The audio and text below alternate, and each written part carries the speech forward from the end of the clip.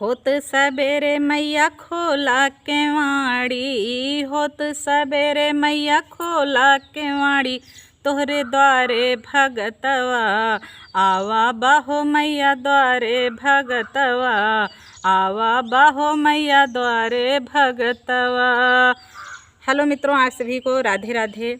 आज हम बहुत प्यारा सा एक माता रानी का गीत लेकर के आए हैं आप सबके बीच में। तो बहुत प्यारा गीत है, क्योंकि आप लोग को पता है कि सामने नवरात्र आ रहा है। तो हम मैया जी से पुकार कर रहे हैं माता रानी के द्वार पर खड़े होकर के कि माता रानी अपनी केवड़िया खोलिए, भक्त आया है आपके द्वार। तो बहुत प्यारा गीत है, आप लोग ज़रूर सुनना, पूरा सुनना गीत को। जैसा भी लगता है आप सभी को आप लोग कमेंट में ज़रूर बताना मित्रों। और हम आप सबके बीच में प्रस्तुत करती हूँ। चलिए गीत की तरफ।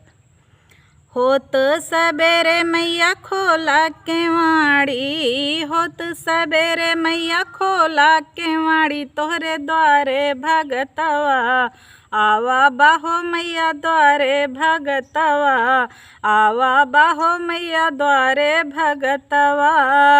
हाथ लिए मैया पूजा की थाली, हाथ लिए मैया पूजा की थाली, साथ लावा चुंदरिया, बालाली हो मैया लावा चुंदरिया, बालाली हो मैया लावा चुंदरिया। होत सबेरे मैया खोला केवाड़ी, होत सबेरे मैया खोला केवाड़ी, तोहरे द्वारे भगतवा आवा बाहो मैया द्वारे भगतवा, आवा बाहो मैया द्वारे भगतवा। हाथ लिए मैया पूड़ी सोहारी, हाथ लिए मैया पूड़ी सोहारी, पूड़ी सोहारी मैया पूड़ी सोहारी, साथ लावा बाबा घवा ओ मैया, साथ लावा बाबा घवा ओ मैया, साथ लावा बा।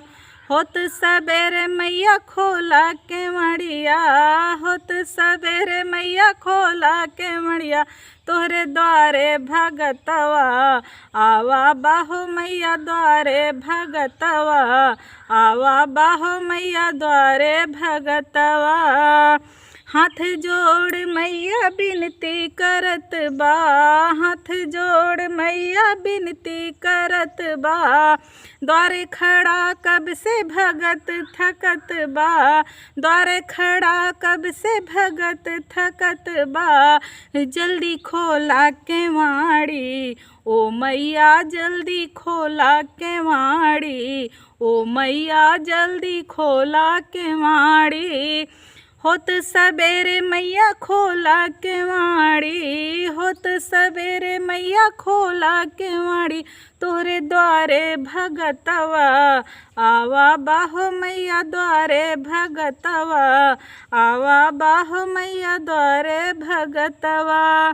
तो मित्रों, आप लोग को ये गीत हमारा कैसे लगा आप लोग कमेंट में ज़रूर बताना। और चैनल पर नए हैं तो मित्रों सब्सक्राइब ज़रूर करना और लाइक करना। अगर वीडियो हमारी अच्छी लगती हो आप सभी को तो एक दूसरे के पास शेयर भी करना मित्रों।